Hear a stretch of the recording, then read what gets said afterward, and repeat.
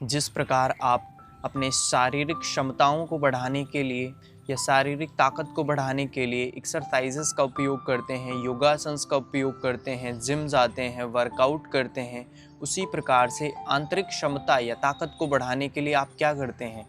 आप जानकर हैरान हो जाएंगे, आप ऐसा कुछ भी नहीं करते जिससे आपकी आंतरिक शक्ति बढ़े, आपका आंतरिक बल बढ़े, जिससे आपको आंतरिक रूप से ताकत मिले। तो चलिए जानते हैं आज के इस वीडियो में क्या होता है स्तंभ वृत्ति प्राणायाम और इसके क्या क्या फ़ायदे हैं। स्तंभ वृत्ति प्राणायाम आपको बाहरी रूप से मजबूत करता है, साथ के साथ वह आंतरिक रूप से भी आपको इतना मजबूत कर देता है कि आप अपनी डेली लाइफ में इतना बिज़ी रहने के बाद भी काफ़ी सारे डिसीज़न मेक कर पाते हैं। आप कहीं न कहीं जो परेशान रहते हैं, फ्रस्ट्रेट रहते हैं, दुनिया से लड़ नहीं पाते, शांत हो जाते हैं और दुखमय हो जाते हैं। तो उन सभी से राहत पाने के लिए, उन सभी को ठीक करने के लिए यह प्राणायाम है स्तंभ वृत्ति प्राणायाम। इसका अर्थ होता है, स्तंभ का अर्थ होता है किसी भी चीज़ को रोकना, अर्थात जैसे यहाँ पे श्वास को रोका जाता है, और वृत्ति का अर्थ होता है विचार, यानी विचारधाराओं को रोक देना ही स्तंभ वृत्ति प्राणायाम है। तो इसका अभ्यास क्यों करते आए हैं लोग सालों से, और इसके बारे में क्या क्या चीज़ें हैं, कैसे करना है, इन सभी चीज़ों के बारे में बड़ी ही आसान भाषा में समझने का प्रयास करेंगे। तो स्तंभ वृत्ति प्राणायाम आपको आंतरिक तौर पर बहुत ही अधिक मजबूत बनाता है, आपके विचारों को कंट्रोल करता है, आपके मन से अनेक विचारों को दूर रखने में मदद करता है।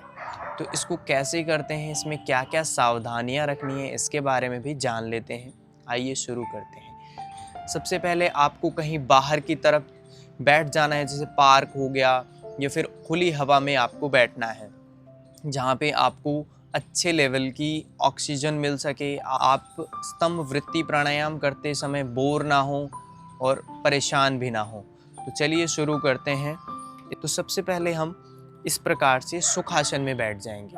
उसके बाद आप अपनी कमर को सीधा रखेंगे, गर्दन को भी सीधा रखेंगे, क्योंकि जब आप श्वास लेते हैं तो वह हमारे एनर्जी चैनल से होकर जाता है। जब स्पाइन स्ट्रेट रहती है तो उसमें श्वास लेने में बहुत आसान रहता है और आपको किसी भी प्रकार की कोई समस्या नहीं होती। गर्दन सीधी रहने से आपकी ग्रास नली एवं श्वास नली दोनों ही सीधी रहती हैं, जिसकी वजह से आपको श्वास लेने में बिल्कुल समस्या नहीं रहती और साथ के साथ मन भी शांत रहता है। तो अब हाथों में ध्यान मुद्रा या फिर चिन्ह मुद्रा का भी उपयोग कर सकते हैं, या फिर नीज को ग्रिप करके भी रख सकते हैं। आपको जो भी ठीक लगे वैसे कर सकते हैं।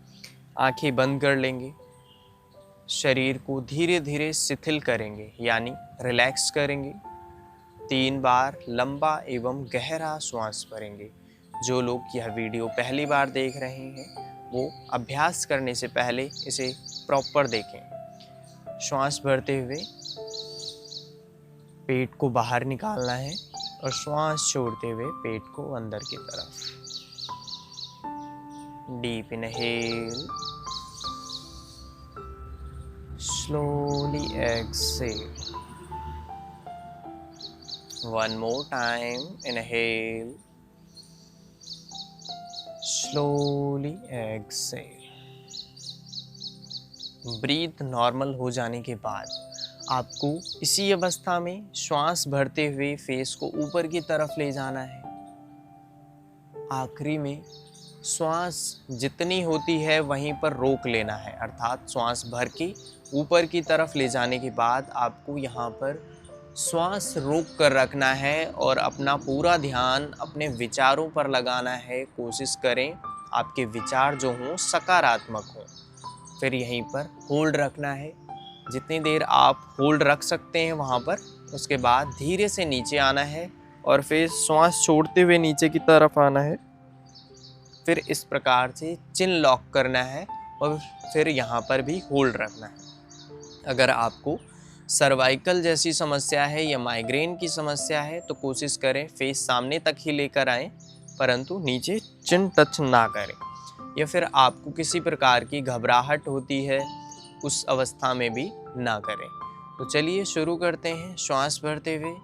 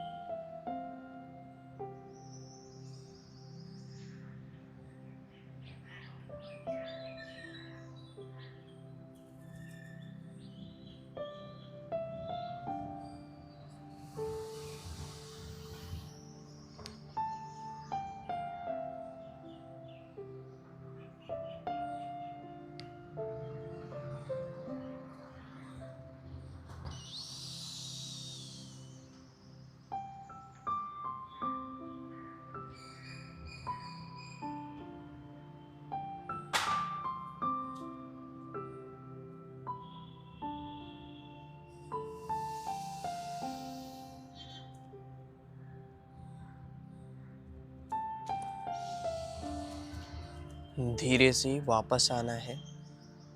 अपनी हथेलियों को आपस में मिलाएंगे, धीरे से रब करेंगे। अच्छे से रब होने के बाद जब आपकी हथेलियाँ थोड़ा सा गर्म हो जाएं, फिर आंखों पर लगाना है।